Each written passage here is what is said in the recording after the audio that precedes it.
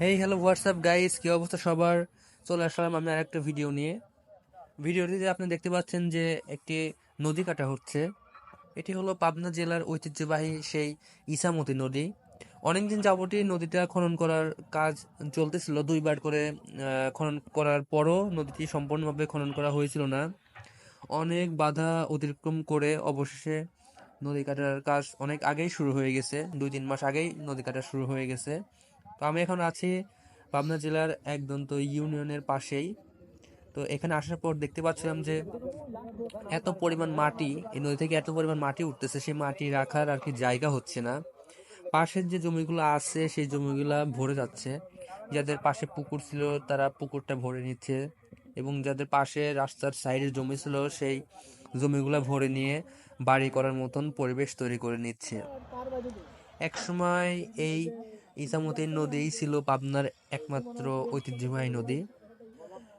এই সময় এসে এই ইছামতি নদীটির এমন অবস্থা হয়ে গেছিল, প্রায় মানে মৃত হয়ে গেছিল।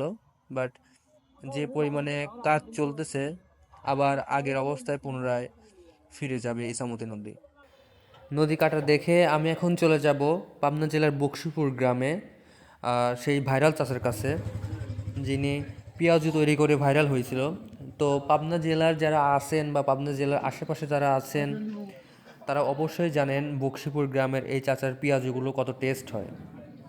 তো আমি ইছামতি নদী খনন করা দেখার পরে ওইখান থেকে বকশীপুরের দূরত্ব প্রায় 15 কিলোমিটার হবে। যারা পাবনার শহর বা পাবনা জেলার আশেপাশে আছেন বা পাবনা জেলায় যারা আছেন তারা অবশ্যই একবার হলেও এই বকশীপুর এসে চাচার পেঁয়াজুটি খেয়ে দেখবেন। আমি এর আগে একবার আসছিলাম, এবার 2বার আসা। তো একবার আসলে কি হয়, বারবার আসতে মন চায়, এতটাই টেস্ট। চাচার কাছ থেকে আমি যতটা জানতে পারলাম, চাচা এখানে প্রায় 20 বছর যাবৎ পেঁয়াজুর ব্যবসা করতেছে। এখানে পেঁয়াজু খাইতে গেলে পরে আপনাকে আগে থেকে অর্ডার দিতে হবে, আগে থেকে অর্ডার দিলে পরে ভালো হবে।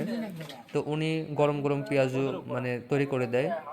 সবাই এখানে দেখতেছেন কি পরিমাণে কোপ দিচ্ছে, সবাই একবারে ভাতের মতন করে কোপ দিচ্ছে।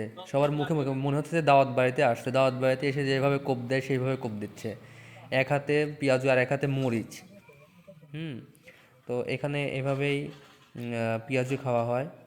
তো দেখতে পাচ্ছেন যে পেঁয়াজুর যে সাইজ আর যে কালার, এই কালার দেখেই আপনাদের মন ভরে যাবে। তো এখানে শুধু যারা মানে খেতে আসে না, বাসার জন্য নিয়ে যায়, তাহলে বুঝতে পারছেন যে পেঁয়াজুর কতটা টেস্ট হয়।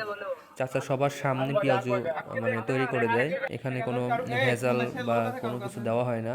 পেঁয়াজু তৈরি করার শেষে আবার দেখি যে এখানে ফ্যান দিয়ে আর কি ঠান্ডা করে দেওয়া হয়।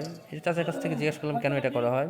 চাচা বললো যে এইটা দিয়ে ঠান্ডা করলে আর কি মচমচে থাকে আর অনেক সময় ধরে রাখা যায়।